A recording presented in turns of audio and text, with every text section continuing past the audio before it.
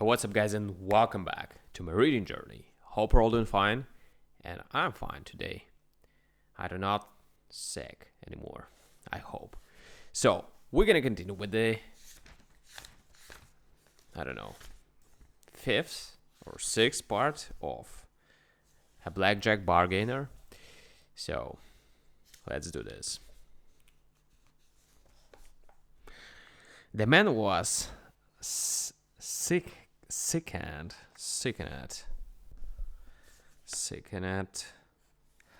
of the husks.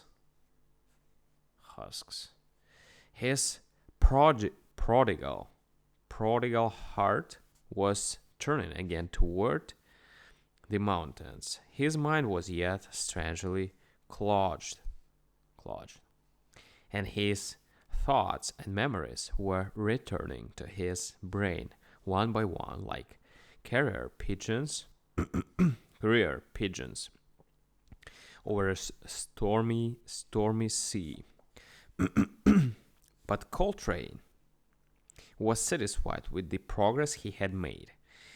Baffle received the surprise of its existence this afternoon when a Coltrane and a Gorey rode amicably together through the town.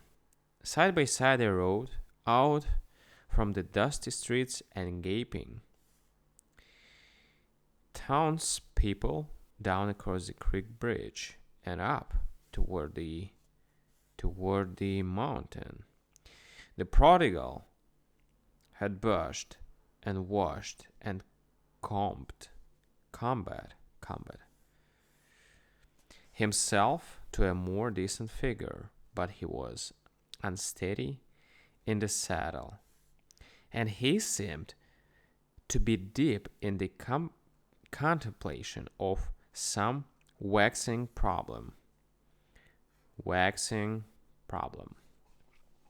Coltrane left him in his mood, relying upon the influence of changed surroundings to restore his equilibrium.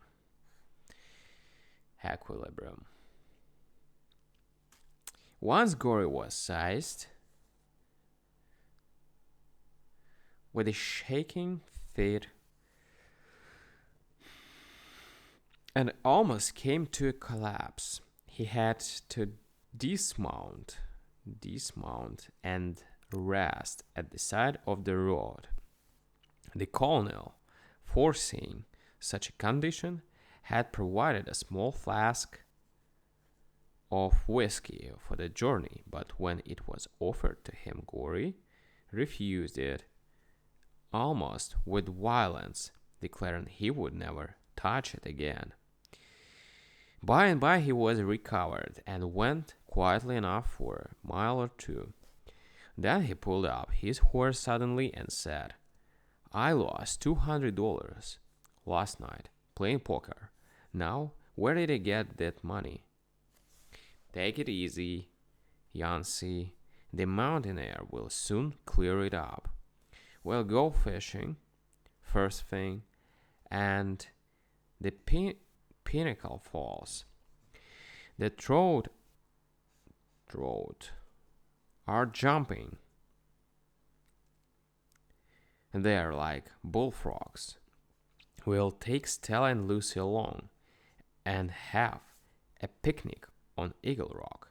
Have you forgotten how a hickory cured ham sandwich tastes, Yancy, to a hungry fisherman?" Evidently, the colonel did not believe the story of his lost wealth, so Gory retired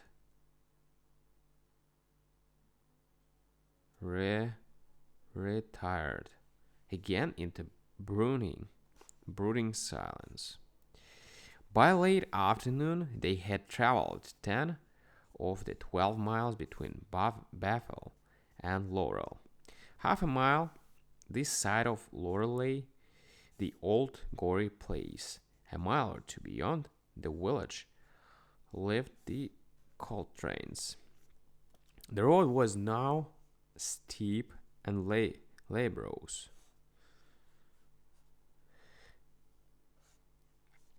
But the compensations were many. They titled as isles, isles, titled isles of the forest were opulent with leaf and bird and bloom.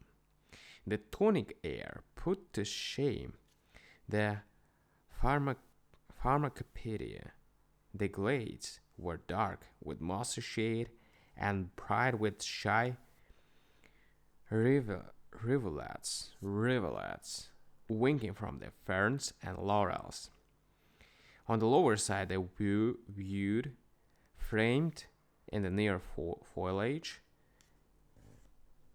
exquisite sketches.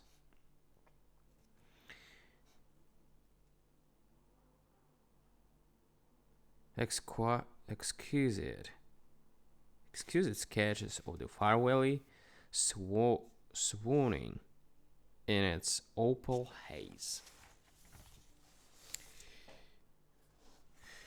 Coltrane was pleased to see that his companion was yielding to the spell of the hills and woods, for now they had but to skirt the base of Painter's Cliff, to cross Elder's Branch and mount the hill beyond, and Gory would have to face the squandered home of his fathers. Every rock he passed, every tree, every foot of the roadway was familiar to him. Though he had forgotten the words, they thrilled him like the music of Home, Sweet Home. They rounded the cliff, descended into Elder Branch, and paused there to let the horses drink and splash in the swift water. On the right was a rail fence that cornered there and followed the road and stream, and close by it was the old orchard, apple orchard of the home place. The house was yet concealed by the brow of the steep hill. Inside and along the fence, pokeberries, alders, sassafras, and sumac grew high and dense. At a rustle of their branches, both Gory and Coltrane glanced up and saw a long yellow wolfish face above the fence, staring at them with pale, unwinking eyes. They had quickly disappeared. There was a violent swaying of the bushes, and an ungainly figure ran up through the apple orchard in the direction of the house, zigzagging among the trees. "That's Garvey," said Coltrane, "the man you sold out to. There is no doubt but he's considerably cracked. I had to send him up for moonshining once, several years ago, in spite of the fact that I believed him irresponsible." "Why? What's the matter, Yancy?"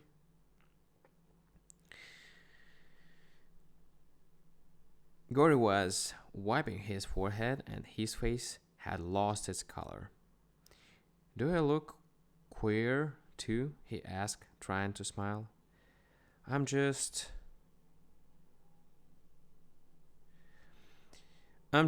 remembering a few more things. Some of the alcohol had evaporated from his brain.